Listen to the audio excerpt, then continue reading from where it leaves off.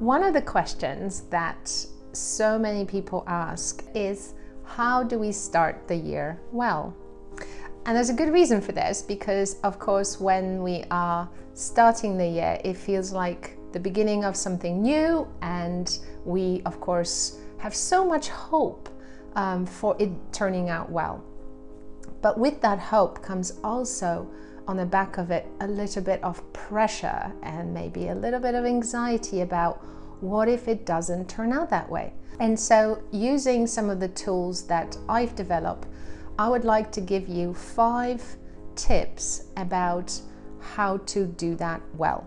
And those tips come from my 2 key models, one for how we can create balance in our life called the grid, and the other one about how we can actually be well, which is based on the alignment of our mind, our heart, our body and spirit. So tip number 1 is that you consider what you really need. So if we're talking about the balance of the grid, we're talking about what do you need in your personal life, what do you actually need for yourself, what do you need in your job, and what do you need in order to be safe for the future career-wise. These are the 4 things that I believe are important. But if we're looking internally, we can also ask, what does my mind need right now? So maybe you need to learn something. Maybe you need to rest your mind. What does my heart need? Maybe I'm longing for more friendships or more connection or time in nature. What does my body need? And what does my spirit need so I feel like I am that entity, that special entity called Magdalena, and I'm really feeding all of myself. Tip 2 is about making choices. The difficulty with starting over and being excited, I don't know about you, but certainly for me, is that I come up with lots of ideas. The plethora of the things I could do is often really big, a bit like the toothpaste section in most supermarkets. And with it being so big, it often means that I get a little bit stuck in the choices.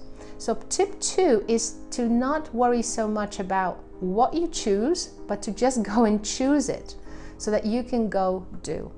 Tip number 3 is that you literally clean up the space around you, or that you simply consider the space you're in. It's much easier to start things off well when our environment is supporting us in this intention. So whether this is cleaning up your office, whether this is cleaning up your desk, whether this is cleaning up your desktop, which is often what my desktop suffers from, that's something very important to do. Tip number 4, which is very much in line with the mission of my company, is about really treasuring the importance of every moment. What that means is that in each moment we are making a vote for the sort of person we are. So if I decide not to work out, I'm putting a vote in for maybe being less physically fit. But if I put a vote in for showing up to write, and I'm a writer, I'm putting a vote for the sort of person I want to be. So decide each day what sort of vote you're going to be casting in your life. And tip number 5, which you might find surprising, is to do less or simply rest.